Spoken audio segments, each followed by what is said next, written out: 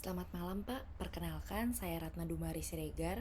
Pada kesempatan kali ini saya akan menjawab 3 pertanyaan UAS mata kuliah perekonomian Indonesia, yaitu soal nomor 5, nomor 7, dan nomor 10. Untuk soal nomor 5 membahas tentang strategi yang sudah diterapkan Indonesia untuk meningkatkan ketahanan pangan. Soal nomor 7 membahas hubungan antara demokrasi dan pertumbuhan ekonomi. Sedangkan soal nomor 10 membahas pentingnya membangun sikap entrepreneur di kalangan masyarakat Indonesia. Baik, saya akan mulai dari soal nomor 5. Pertanyaan nomor 5 adalah, jelaskan strategi apa yang sudah diterapkan di negara Indonesia untuk meningkatkan ketahanan pangan.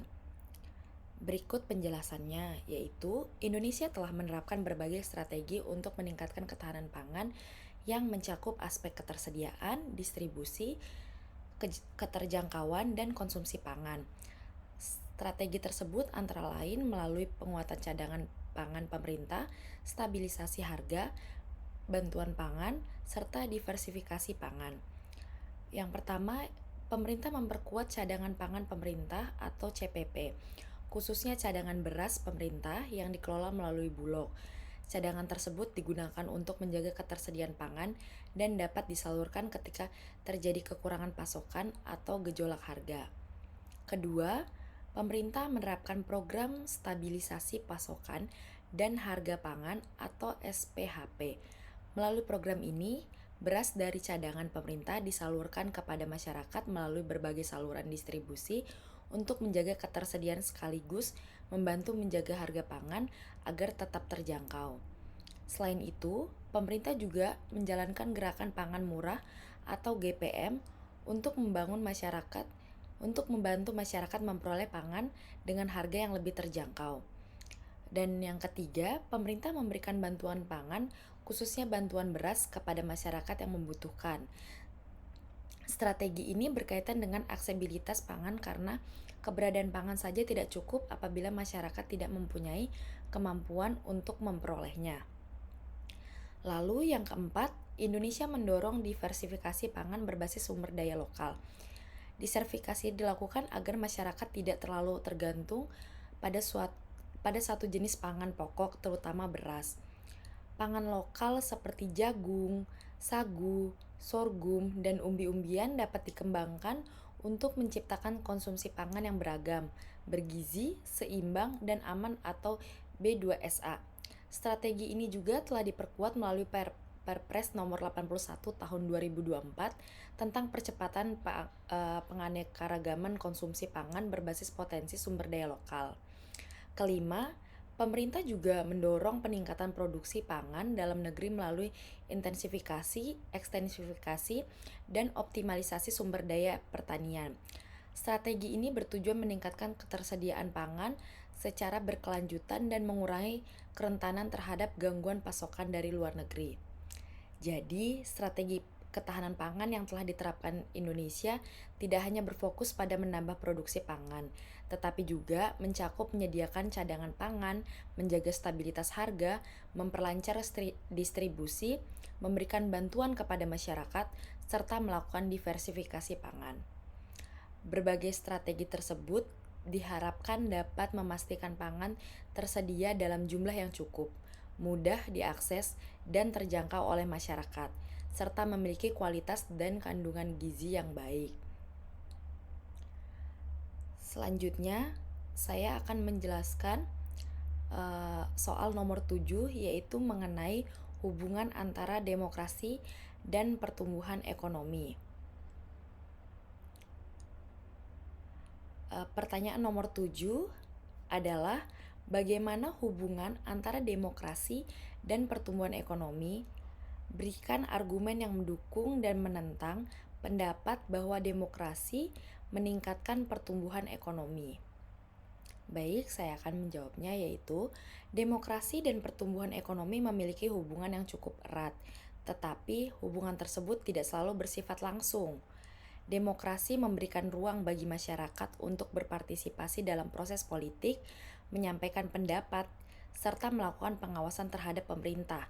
Sementara itu, pertumbuhan ekonomi berkaitan dengan peningkatan produksi barang dan jasa, pendapatan masyarakat, investasi, serta kesempatan kerja. Sistem demokrasi yang berjalan dengan baik dapat menciptakan kondisi yang mendukung pertumbuhan ekonomi, tetapi demokrasi saja tidak otomatis menjamin pertumbuhan ekonomi yang tinggi.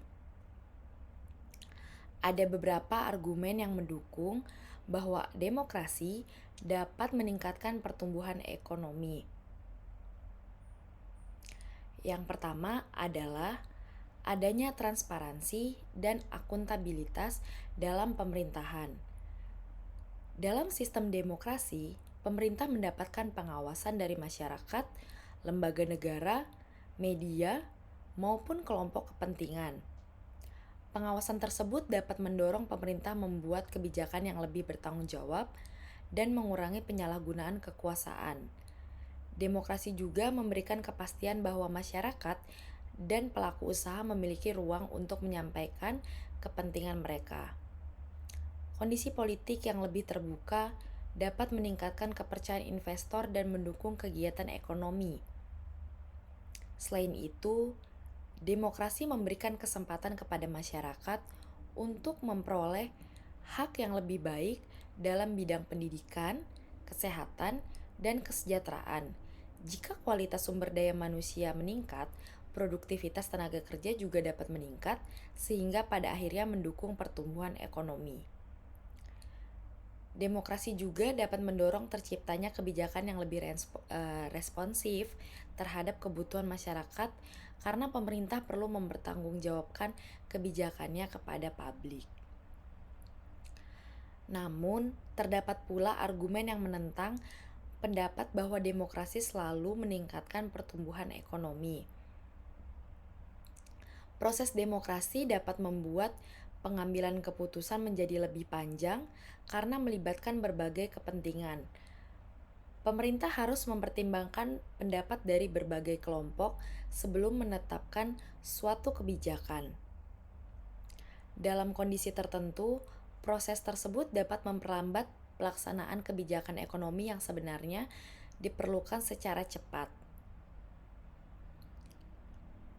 Selain itu, kebijakan pemerintah dalam sistem demokrasi terkadang dapat dipengaruhi kepentingan politik jangka pendek.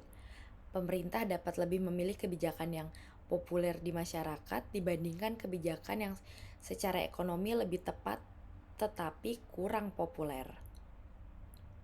Pergantian pemerintah juga dapat menyebabkan perubahan kebijakan sehingga menciptakan ketidakpastian bagi pelaku usaha.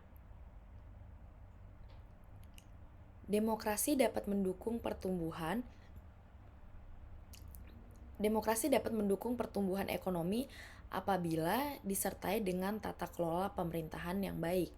Demokrasi yang hanya berfokus pada proses politik tanpa diikuti kepastian hukum, kebijakan ekonomi yang konsisten, dan pengelolaan pemerintah yang efektif belum tentu menghasilkan pertumbuhan ekonomi yang tinggi. Jadi, hubungan demokrasi dan pertumbuhan ekonomi sangat bergantung pada kualitas institusi, kebijakan, serta kemampuan pemerintah dalam mengelola kepentingan masyarakat. Selanjutnya, saya akan membahas soal nomor 10, yaitu mengenai pentingnya membangun sikap entrepreneur di kalangan masyarakat Indonesia.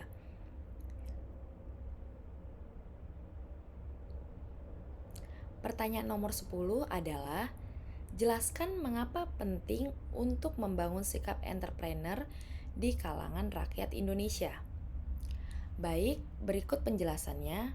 Membangun sikap entrepreneur di kalangan masyarakat Indonesia penting karena kewirausahaan dapat menjadi salah satu cara untuk meningkatkan kemandirian ekonomi masyarakat. Sikap entrepreneur tidak hanya berkaitan dengan kemampuan mendirikan perusahaan, tetapi juga mencakup keberanian mengambil peluang, kreativitas, inovasi, kemampuan menghadapi risiko, serta kemampuan mencari solusi terhadap berbagai permasalahan ekonomi. Indonesia memiliki jumlah penduduk yang besar, sehingga membutuhkan banyak lapangan kerja. Apabila masyarakat hanya bergantung pada pekerjaan yang disediakan oleh pemerintah atau perusahaan, jumlah lapangan kerja yang tersedia mungkin tidak mampu memenuhi seluruh kebutuhan masyarakat. Dengan berkembangnya kewirausahaan, masyarakat tidak hanya menjadi pencari kerja, tetapi juga dapat menjadi pencipta lapangan kerja bagi dirinya sendiri maupun orang lain. Sikap entrepreneur juga dapat mendorong inovasi dan pemanfaatan potensi lokal. Setiap daerah di Indonesia memiliki sumber daya dan karakteristik yang berbeda, seperti hasil pertanian, perikanan, kerajinan, kuliner, pariwisata, maupun ekonomi kreatif. Dengan kemampuan kewirausahaan, potensi tersebut dapat dikembangkan menjadi produk atau jasa yang memiliki nilai ekonomi lebih tinggi. Selain itu, perkembangan teknologi digital membuat peluang kewirausahaan semakin terbuka. Masyarakat saat ini dapat memanfaatkan media sosial, marketplace, dan berbagai platform digital untuk memasarkan produk tanpa harus memiliki toko fisik yang besar. Kondisi tersebut memberikan peluang bagi usaha kecil dan menengah untuk menjangkau konsumen yang lebih luas, bahkan hingga pasar luar daerah. Dari sisi perekonomian nasional, berkembangnya kewirausahaan dapat membantu meningkatkan pendapatan masyarakat, menciptakan lapangan kerja, meningkatkan kegiatan produksi, dan memperluas basis ekonomi. Semakin banyak usaha yang berkembang, semakin besar pula aktivitas ekonomi yang terjadi di masyarakat. Membangun sikap entrepreneur juga penting untuk membentuk masyarakat yang mandiri, kreatif, dan tidak mudah menyerah. Namun, masyarakat tidak cukup hanya diberikan motivasi untuk berwirausaha.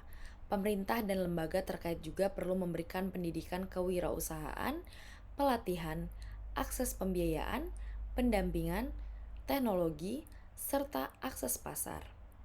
Dengan dukungan tersebut, kewirausahaan dapat berkembang secara lebih berkelanjutan dan memberikan kontribusi terhadap peningkatan kesejahteraan masyarakat serta pertumbuhan ekonomi Indonesia.